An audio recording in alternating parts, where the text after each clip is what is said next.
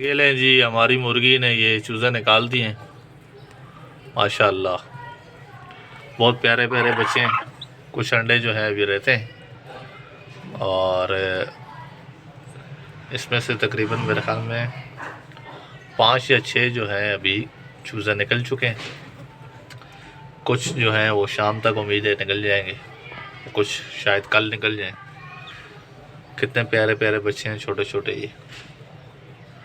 ये आप देख सकते हैं, कुछ पंखों के नीचे छुपे हुए हैं, कुछ बाहर आ गए अंडों से, और ये अंडे पड़े हुए हैं जिस अंडों में से निकले हैं। ये एक वो अंडे में से निकल रहा है, वो गर्दन उसकी निकल चुकी है यहाँ से। बस ये छोटे छोटे बच्चे हैं प्यारे से। अभी तक ये तकरीबन 6 से 7 निकल चुके हैं और भी उम्मीद है कि शाम तक शायद सारे ही निकल आए।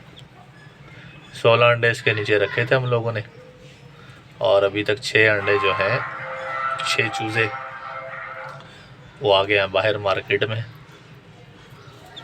बहुत प्यारे प्यारे हैं।